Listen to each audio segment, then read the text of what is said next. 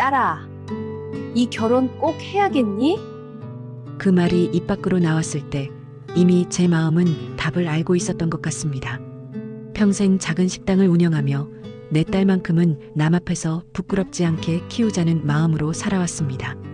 어느 날 딸이 의사 레지던트인 남자친구를 소개하겠다고 했을 때도 처음엔 축하부터 해주고 싶었습니다. 하지만 기쁨보다 먼저 마음 한구석이 무거워졌습니다. 애써 아무렇지 않은 척했지만 그때부터였던 것 같습니다. 상견례 날 예비시댁 식구들은 고급 세단에서 내려 식당으로 들어왔습니다. 말투도 표정도 풍기는 분위기부터가 달랐습니다. 인사를 나누던 중 시어머니들 분의 시선이 제 손에 머물렀습니다. 식당 일 오래 하시면 골다공증 조심하셔야겠어요. 웃으며 건넨 말이었지만 그 안에는 분명한 선이 그어져 있었습니다. 잠시 후 그분은 아무렇지 않게 덧붙였습니다. 우린 평생 사람 부리는 사업만 해서 그런지 손상할 일은 없었거든요. 저는 웃으며 고개를 끄덕였지만 그 순간 제 손보다 제 마음이 먼저 굳어갔습니다. 딸 이야기가 나오자 분위기는 더 노골적으로 변했습니다. 딸이 다닌 대학 이름을 듣더니 시어머니는 잠시 고개를 갸웃하며 말했습니다. 요즘은 그런 학교도 취업이 잘 되나 보죠? 처음 보는 평범한 경우를 평가하듯한 말투였습니다. 그 이후 상견례 내내 불편한 말들이 끊이지 않았습니다. 그 옆에 앉아있던 예비 사위는 아무 말도 하지 않았습니다.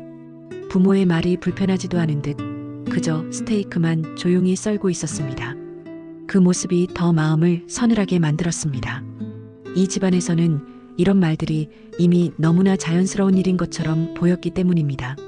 가장 가슴이 찢어지는 건 내 딸의 태도였습니다. 어머니, 제가 부족해도 들어가서 잘할게요. 그 말은 겸손이 아니라 이미 자신을 낮추는 연습처럼 들렸습니다. 그 모욕적인 언사에도 혹여나 분위기가 망쳐질까봐 연신 생긋생긋 웃는 겁니다. 그 모습이 예뻐 보이는 게 아니라 이미 시댁의 기에 눌려 평생을 머리 숙이고 살 미래가 보여 눈물이 핑 돌았습니다. 인격적인 존중이 실종된 그 화려한 지옥에서 내 딸이 얼마나 외롭게 시들어갈지 말입니다. 상견례를 마치고 돌아오는 길 딸은 그저 좋다고만 합니다. 하지만 저희 부부는 밤새 한잠도 이룰 수 없었습니다. 자식 이기는 부모 없다지만 뻔히 보이는 가시밭길에 제 자식을 밀어넣는 게 과연 맞는 걸까요? 여러분, 이 결혼을 부모가 앞장서서 끝까지 반대해야 할까요? 아니면 스스로 깨달을 때까지 지켜보는 것이 정답일까요?